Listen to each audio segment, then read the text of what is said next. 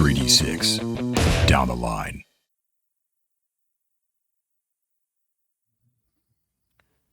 Okay, episode 51 in the books.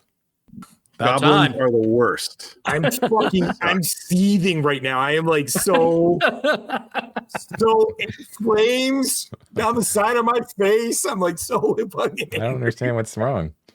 Why are you so upset? What's wrong? Yeah. Because I hate being fucking robbed. I hate it. I hate it like with the heat of 1,000 suns. And if you could kill Bergdorf right now. You could just stab him. Oh, with my first level, I can't. I'm wearing a cleric for a suit who has a flail and 6 hit points. Like, where's Goran? I need Goran for this. Well, look at it this way. It's kind of forcing us into the plan that you liked anyway. Yeah. Right, like this was the avenue that you were that you like. I still think it's like dragon bait. I think if we sat by and did nothing, then they would load up the cart with the treasure, and then the dragon would eat it on the way back to the inn. Sure, I would rather that happen. I would rather that happen than have fucking Codswallop get it. Yeah, I mean, here's my concern. Call, right to the dragon. Here's my concern. Whether we do shit here or not, we're talking about going to the stash prior to them, as if a confrontation with the mercenary company, fully equipped and arriving, will be any easier than at the end, flat-footed with their leader and everyone else. The point of which is not to say that we shouldn't go there, but like, what is our goal in going there if we have no means of getting anything back from there other than being a set of corpses between them and the loot that they're trying to get? I'm serious. I'm about to answer your query, dude, because here's my theory. Like 60,000 gold, too much for us to carry in one trip out back to Gosterwick. Is it too much for us to move over the course of a couple of hours to a different area and then leave a fucking note being like, Codswallop, fuck yourself, right? Like, the other thing I would say is that when they come down into that room, but hold on a sec, Ted. This is an actual mechanical question. Like, are they in boxes? Are they in sacks? Are they loose? Because if they're loose, we're probably humped. But even if we can get 30,000 of those Solidai or 30,000 gold worth of those Solidai out of there, then Codswallop doesn't have what he promised them anyway. And I'm just like, that to me would be a better scenario than just losing the entire 60,000. David, I don't think we should try to engage with them at the stash. No. I think we should hide whatever we can fucking hide. Well, here's the thing. I hold on, David. I got to say this because go. Yeah. So please. Mike's already laid the groundwork for the reputation thing, and we've already laid the groundwork for Codswallop being a thief. But of course, Bergdorf has no reason to care or believe that, right? We're just saying shit. If he shows up and we're already in the room and Codswallop comes down that ladder first to show them where it is, and we're standing right there, and we maybe we kill him, maybe we just shame him in public, whatever, but it like, we would not know where the gold was if we didn't know where the gold was, right? So our whole story is contingent upon the fact that like he stole from the AV Club, and if the AV Club is there and waiting in the room publicly accusing him of being a thief, and then we say, Codswallop's a piece of shit, he's fired, but this mercenary company could certainly do business with us. Yeah, we don't walk off with 60 grand, but we walk off with 20 or 30. Here's the thing. Here was what in my mind was made very clear to us. Regardless of whether we have a better amount to offer, they are principled in their original contract, which means there is no amount of money or counteroffer that we can provide that will disincentivize them honoring the original contract. That's our first problem, which means there's no charisma-ing or bribing our way out of this scenario. That's not what we're. That's not at all what I was saying. No. You actually are supporting our position, David, by saying that they're principled. Can I get through my points? Sure. I said one of many, right? Like, so we know that that's not an option. Option two is that we have to arrive there and attempt to bird dog this away to another location. But we also know, if memory serves, that this is a location that is surrounded by fields with hundreds, if not thousands of yards of visibility in all direction.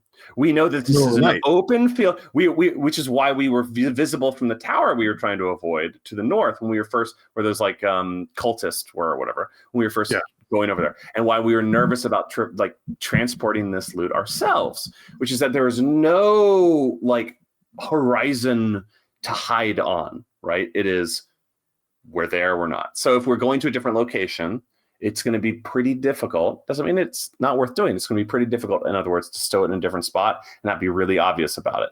And we're also assuming that Codswallop isn't already there with people on guard waiting for the mercenary company because he is hiring them for that purpose. Who's to say he isn't sitting there right now, right? Because he knows if anyone shows up, it's in jeopardy. So we show up and it's a problem. It's a conflict. Now, that's another thing, right? He might be there now, but he has to leave to show them how to get there. And if he never leaves, because we showed up. What's that? No, he doesn't. Why are we assuming that he has not already communicated exactly where this location is? Because then the mercenaries could go get it themselves. There's no way Codswallop would tell it where it was. I'm not saying where the stash is. There's a big difference between where the stash is and where the dungeon location is. No, David, we don't have to hide it outside. No. There is a tunnel complex there on the other side of the room. There's a tunnel complex. Mercenaries don't go into dungeons. They won't go into dungeons. And we know how that tunnel complex goes right. It goes right back to the Broken Head. We know the path to take it back there.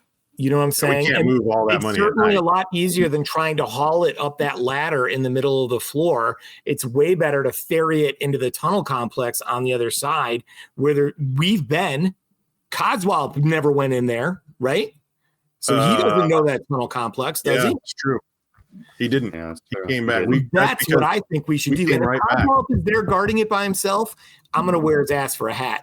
And if he's there with guards, that's a little trickier. Like that would be the one scenario that fucks us if he's sitting there with 10 other members of the Wine Dark cohort.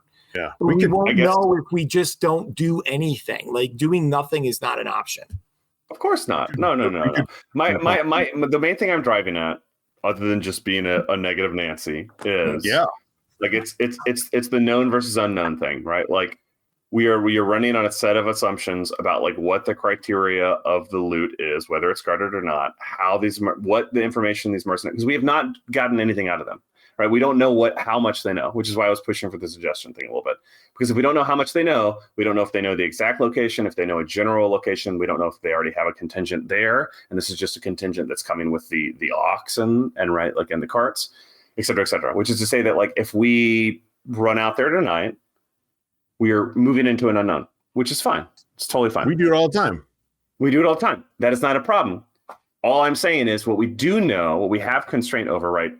Spitballing, not saying we should do this, right? Is like, cutting loose all of the oxen and sending them running, right? Like sabotage, right? Is an option. Now they would know it's us is the problem, right? Mm-hmm. So the caveat to that opinion is like, well, they immediately know it's us. Will they kill us for sabotage? Quite possibly, right? I would. What if he said he would. Yes, right. But we also know. We don't know, but it feels pretty. There's a strong vibe shift with the owners of this inn that does not seem reparable in any meaningful and immediate way. Which is to say that, like, what is the relation? How do we like retrieve this relationship? Codswallop by sabotaging those with the goblins. Codswallop had 4 days to win over Estelle and Kronos. Nothing but sitting in the common room, being pissy, and telling them that he has access to a shit ton of loot. Estelle and Kronos will go where the fucking money is. If we come back with Codswallop's head on a fucking plate, they're going to be like, "Oh, well, we didn't like him anyway. Thanks. Yeah, we were happy to take your business." They don't give a shit. But right now, they think their butter is bread think their bread is buttered with that guy. The problem is I just don't think we can come up with his head on a plate when we have a mercenary company between us and that. And I think they will honor that contract even in his death, to be honest. Not if he can't pay them. So we go hide that money successfully. He can't pay them. They're no longer under contract. We can literally pop up 15 yards down the road and be like, "We want to hire you." What if we burn the inn down? Huh? What? Absolutely Where not. did that come from? We will What if we all, turn no, that I thought it too. If you I what? thought it too, I'm but sorry. we can't do it. It's I missed a what he said. terrible idea for so many reasons. What did you I say? missed what he said. What did he say? Burn the inn what if down. we burn the inn down? Oh, burn the That's a choice. I mean, that'll That's a choice. solve all the mercenaries real quick. Look, we know that the goblins will give us a place to rest. We can That's build true. a safe haven with the Most of goblins. the mercenaries are bivouacked in the field, and like right there, there's like 20 of them. I can light This some. is the I can point, light some tents on fire. This is the point where the elf or the half elf would say, "You mortals and your obsessions with money. Look at what this. You don't even have 60,000 gold, and you're fighting amongst yourselves. You're screaming and yelling for How something much that XP isn't do even you there." need, Mr. Half Elf, for the I second can level? use 60,000 XP. It's true. To follow that thread, and to be, obviously biased because of Onweir, RIP. I still think what we have in a stash in that room is more valuable than anything we'll extract in gold value, because what we have in that room is information, not just information. We have a way of like all of us learning Mithric, right? Like the Mithric book alone is more valuable than every gold piece that we could get out of this, in my opinion. David, That's me, but like look at how much our lives have fucking sucked from not having Mithric in every endeavor that we've tried since Onweir died. And that's put Codswallop's real put a crime. gold quantity to that, right? Like that's what I'm getting at though. Like that, if we're like sacrificing losing our stash in the end for anything else, in my mind, we have totally lost the thread. Speaking of which, your other guy, Ben Team in the A team, Upior, he's got it right. Upior, Mithric, yes. Yeah. Oh, Yeah. so does Upior Brother has Lothar. things are looking up. So does Brother Lothar, guys. I have Mithric too. Oh, do Yes. you? Oh, nice. But Cool. you get my point. Like the value of information in Arden Vul, is something we've talked about many times before, is so, in my opinion, exponential to the gold value of like loot. I don't Right. disagree Not with to you. mention like 9 spell books I've up there that are probably worth more than $80,000 in gold. Like I to don't recreate any of those disagree spell with books, you. they're However, probably like 200 grand in gold. Like the whole straight point up. of getting all this knowledge is to get loot out of Arden Vul, which is experience points. And No, I of want my course, 60,000 experience points, David. That's what I want. I Maybe, want. of course, we agree on that. I'm not trying to be difficult. Well, if I'm just feeling saying. a little chafed, it's because we could have done the same plan with the mercenaries 20 Honestly, episodes. you know why we couldn't have? You want me to be honest? You know why we couldn't have? Because we were fucking around with being like almost headhunted from the other shit we had done. Which is the reason we decided not to do that. And the reason we went into the tunnels and tried to figure out what was going on in Punchertown was there was a very high likelihood with the conspiracy that was happening with the goblins and everyone at the inn right now, and with what's-his-face, the evil druid, killing us, right? So the loot was the least important thing at that point because the loot was not going to assure our safety. We have since then changed our priorities. The pressure is a really different. Onward jumped into the fire, and then we who did not want to go in the fire? That's another thing. Let's all pretend like that wasn't a group excitement moment. Oh yeah, just because it went south doesn't mean we weren't all thrilled to do it. Yeah, it was cool. Yeah, No The question. thing that Exactly. bums me out most about this is that Codswallop, who allegedly had a morale of 10, fucked us in 3 days. Oh yeah. No, I'm gonna kill that man brutally. Then I'm gonna find a way to bring him to Team A so that my necromancer can resurrect his corpse and have him be a servant boy for the rest of the campaign. money speaks volumes, especially in in that amount of volume. No, it was a lot of fun. All the false tension aside, I love what's going on, right? And of course, I'm fucking pissed too, Mike, dude. I would love to have all of that. Obviously, like Let's just incredibly aggravating.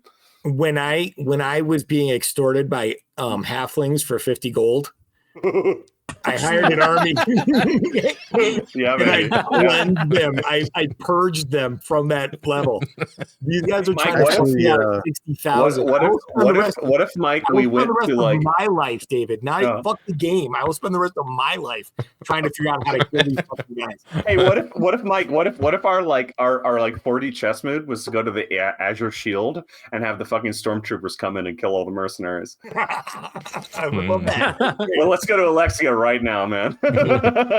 Like, if Mort ever gets wind of what Codswallop has done, he will willingly spend every penny of his share helping to hire the mercenaries and Wait. down Codswallop. Yeah. Absolutely. Yeah. I think I may have the solution here.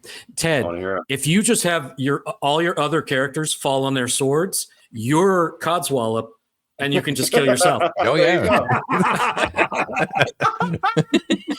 Well, I mean, in fairness, with Ted's track record, that won't take big long. brain.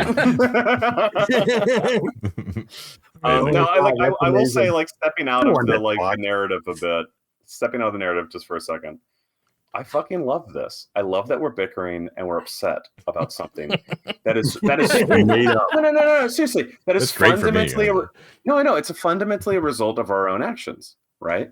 And that is what's so rich about the way this campaign has evolved, is that none of this would be meaningful or even occur outside of sort of like our interaction with the world space. And this is again, I hate to say it, far more compelling than all praise Richard Barton. Love everything that's written in this game. Tit for tat, right? But like it emergent stuff grips you in a way that written stuff can't, is what I'm getting at, right? Like, and it's made more robust by the written stuff because they're interfacing with each other, right? We're dealing with like known quantities, and there's sort of like a helix that's being crafted out of all this. But it's so exciting to be frustrated. Truly, it's because that means I care. I give a shit. Richard, right? The praise, right? Because he wrote a treasure dump of 80,000 gold. Right? Oh, no, he knew what he was doing. What was cool though is there is no. I can reveal this to you guys that that was just sort of in the key description, right? Like there's this much stuff, and there's no guidance about like what that might mean. So that was all extrapolated out by me and by you, and which is really cool. What's cool about the B team specifically is that what David said is absolutely true. Is that every aspect of the B team's plot is completely generated by your actions. By past actions, right? Like none of that is written. It's all emergent from past actions, which is pretty cool. It's written up to a point in that it's not specifically written that this will happen and this will happen, but it's written in the sense that we're not in a one-shot dungeon. We're in a massive dungeon with a complete setting around it, so that you've got the clues to play off of to build the storyline based on our actions. So, like Nolan would and the Hex Crawl, there's 10 times more there than we're ever going to do. And that builds the story for you, which we build then. Yes, correct. Yeah. Matt, what were you going to say? Like, here's what is fascinating about this to me. This is treasure, right? This is a good thing, but it's a huge problem. Like right now, the treasure is our adversary. Right. Yeah. This is the thing that we're fighting against. There's too much, right? Like think about if these things aren't something that has to be tracked and managed and worried about the weight and worried about how you're going to get it from place A to place B, and the added complication that this is not just gold. This is gold that has to be turned into gold. Right. Like these aren't coins that we can go spend.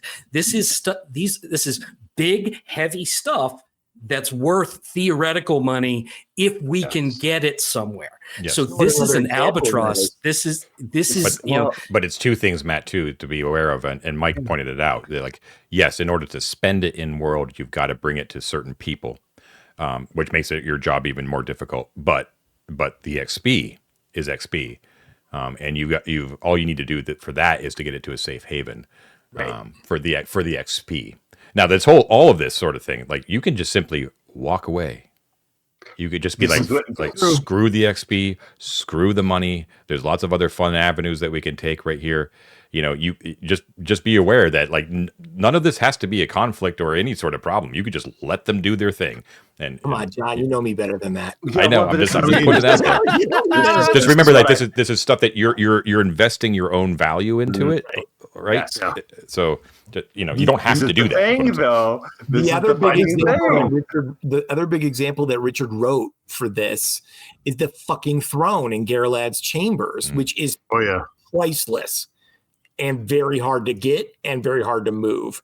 And that would be that could almost be the same exact scenario, just revolved around that fucking throne. Absolutely. You know, 100%. So I'm willing to bet that he's got these pockets all over this dungeon where it's like, 200,000 gold worth of shit. Good luck getting it out of there. You know, Yes, this is the beauty of like, you know, giving players an extraordinary reward that is that is more complicating than rewarding in the end, right? In the same way that like the give a player a nuke thing is like common sort of parlance, except that has more of like an additive sort of approach. It's like, well, they could like sabotage themselves by using it.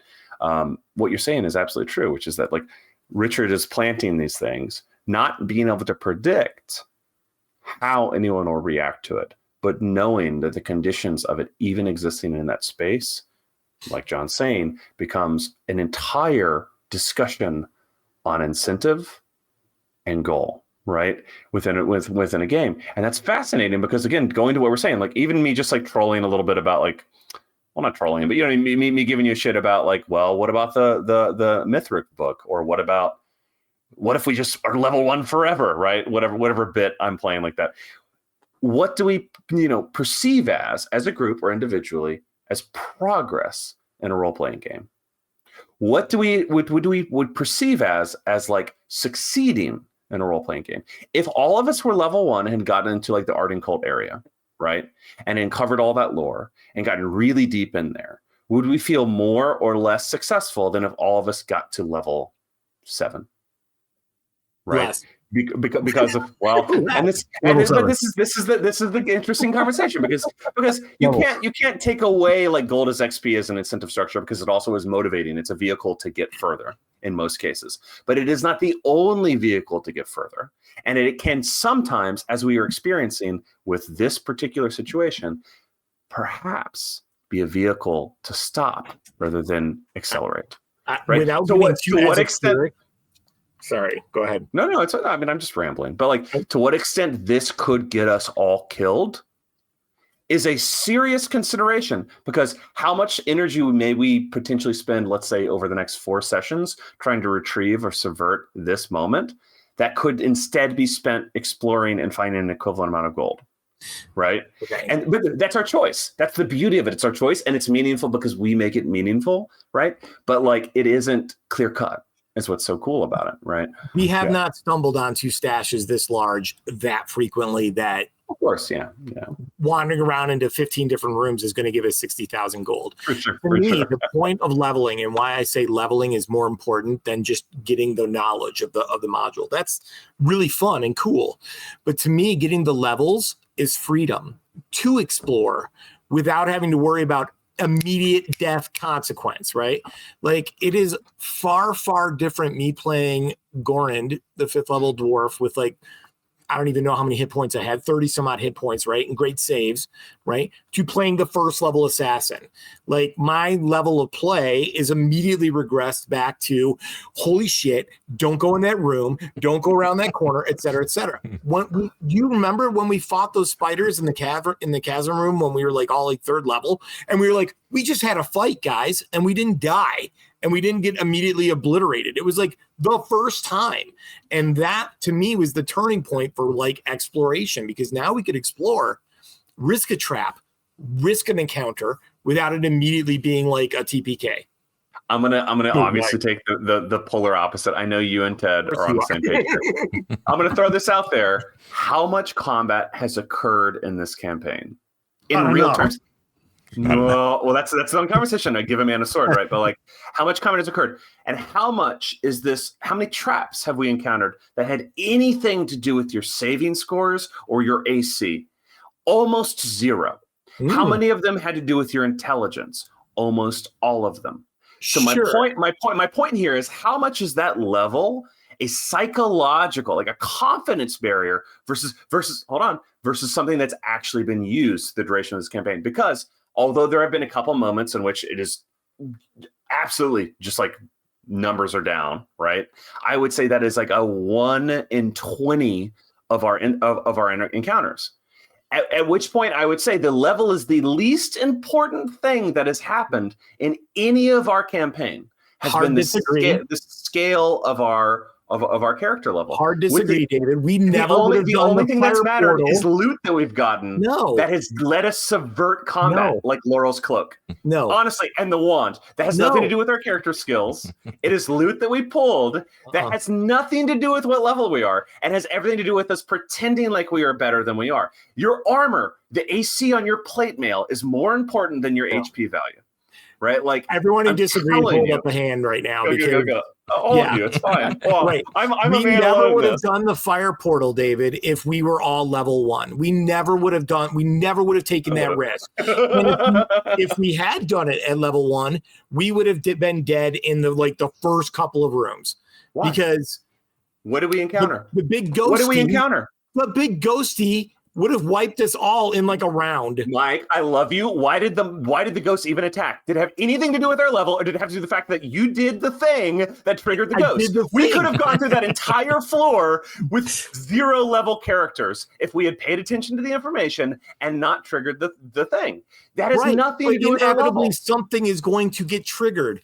Sooner or later, your luck runs out. Sooner or later, you make the wrong decision, David. Yes. And then if you're running around with 3 hit points, it's over, you know? But my point is not that sooner or later does not happen. Of course, those events happen.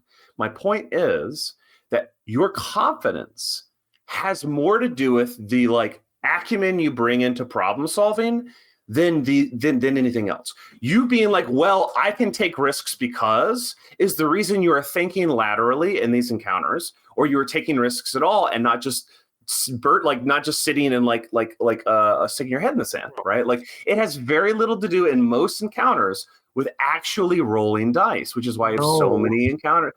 I don't disagree with that. I don't disagree with that, but I'm just saying is that your margin of error when you're first level is this much. You have no room for a fuck up because you are automatically going to die. I am running around with characters that have AC 9. You are too. AC 9 and 3 hit points or 4 hit points. I can't get hit by a gargoyle. Did it matter with the turtle and Gorand what level he was? It did, and this is why. Because I burned a shit ton of hit points, over half my hit points, trying to stop the death bot from killing everybody. I stood right in front of the hole. And I took a shit ton of damage. If I hadn't taken that damage, I guarantee you, Turtle Guy would not have killed me. Right? Would we have re-engaged with the ghost if we did not have that HP? Or would we have all have run? We did run. I don't understand. We ran and then we ceased running. Right? We would have continued running. Onweir stopped to sacrifice himself, and both of you re-engaged instead of running. You would not have re-engaged if you did not plausibly think you might survive a hit or two. Exactly. So your behavior, now that is okay, but your behavior is being modified by your level. Your behavior would be different without that level. That does not mean that you would survive either way. But all I'm getting at is this is a psychological sort of a motivator more than a practical motivator if we are not getting into combat every session. And the reality is the majority of sessions we are not getting into combat, and we are not encountering traps, and we are not rolling dice about these things. Counterpoint. So the majority of sessions are about our mind, how we use our mind in the dungeon. Counterpoint, go. Right, is also, I mean, that is very much true, because when you're talking about fighters, when you're talking about physical action for a lot of these characters, there is not a lot of difference, right? If you bump up against something that can, deal 4 attacks, right? Any our baboon friends, right? Yeah. They can deal 4 attacks. That can, decimate somebody who's level 4, even level 5, Absolutely. maybe, right? Absolutely. If they hit lucky, they're going to kill you no matter what. There is, however, a difference when you're talking about spellcasting, and particularly non-combat spellcasting. Mm-hmm. So the benefits and the things that we're able to discern out of combat using these spells that Av has access to right now. Right now, he knows the armor, he knows the weapons and stuff that Codswallop uses, for example. So if he wants to try to locate that little SOB, right? He can try to locate his helmet or his leather, studded leather or whatever, and he'll have early warning about where that guy is. So it's all these like out of combat uses of these things that you just don't get if you're this lower level. True. Like you don't get very many, and you're going to run out. And most of the time, it's just like your wits and trying to avoid things and be careful and be smart about stuff. But otherwise, there are things like Mithric is one, but that's a thing that you can gain in the game, or that doesn't depend on your level or anything, but spells do. And there are some times when these spells are the thing that can get you out of a situation. I agree. Or open up new avenues, right?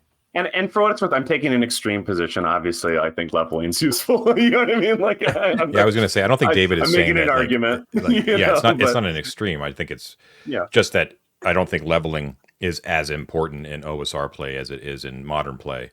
But it obviously serves a purpose. You know what I mean? But I'm just playing mediator here. But it's I just think that I also think David's correct though that there is an untold amount of possible TPK situations that you guys have gotten out of purely through your own intelligence and problem solving.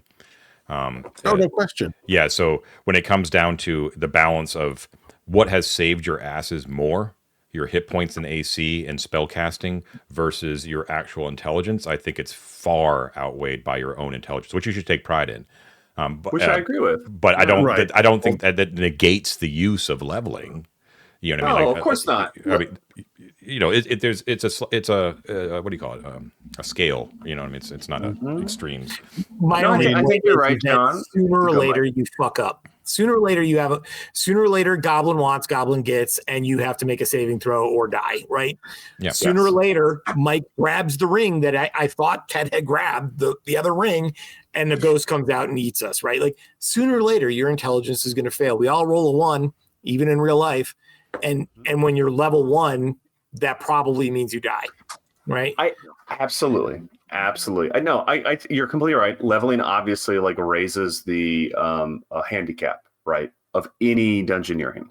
What I would say, piggybacking on what John was saying, right, which is a much more clear way of communicating what I was saying, is like I think intelligence is the dominant thing, and confidence is the dominant thing, because what allows you to be creative in your thinking is confidence. And I think, for instance, to frame an opposing mindset, I think it is common in D&D in general, or even like within our group, if we are afraid of dying, for the aperture of our creativity to go like this, right? The way in which we are going to be nervous and take less risks and not be creative about trying to solve difficult things is going to go like that.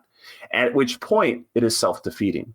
At which point the level is a crutch if we are using the level to think about how we engage with the dungeon, which isn't to say that it isn't useful, like I said, as a handicap, but I don't think it is a guiding principle in the way that we engage. In other words, I'm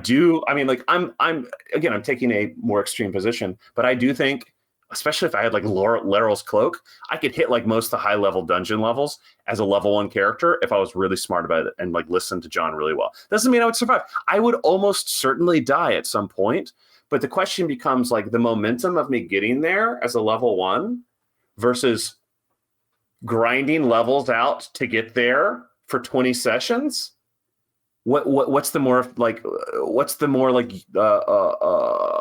correct use of our time, more fun use of our time? Which is to say that, like, and I'm not saying that we should play one way or another, but what I'm getting at is like that fixation on power level has a tendency to actually, like, I think often in groups, especially, and even within OSR, right? Because everyone's like, obviously ourselves and all of our viewers, very like fixated on rule set, right? But like it has a tendency to calcify or to slow, right? And to say like, well, for instance, in that example of like, well, no matter what, I might die at some point.